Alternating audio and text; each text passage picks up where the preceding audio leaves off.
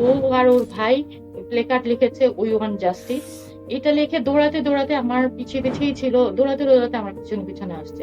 মানুষের ভিতরে হিউম্যানিটি এত কমে গেছে কিভাবে, যে একটা বাচ্চাকে, একটা মার বুক খালি করতে তার বুক কাঁপছে না। কুয়েত মেডিকেল হসপিটালে কি নিয়ে গিয়ে ওকে রক্ত বন্ধ করার চেষ্টা করছিল, কিন্তু ওরা পারছে কোন।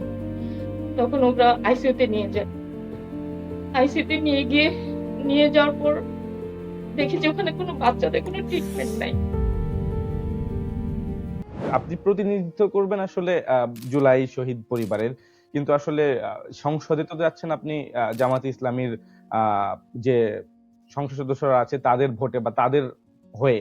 তো সেই ক্ষেত্রে আর কি কোনো বিরোধিতা এসেছিল কিনা আমি। ওর চাচা সবসময়, বিশেষ করে আমার ছোট ভাইটা যেটা চাচা, ও ছাত্র দলের সাথে একদম সম্পৃক্ত, পুরোপুরি এই এলাকার সাথে ও সম্পৃক্ত, ছাত্র দলের সাথে।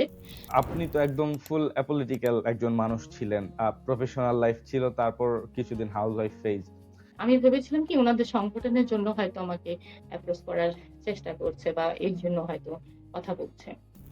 আমরা তো আসলে রাজনৈতিক নেতা নেত্রীদের একদম কাছ থেকে দেখতে পারি না, আমরা তো টিভিতে দেখি, ইন্টারভিউ দেখি, আপনিও এতদিন তাই দেখেছেন।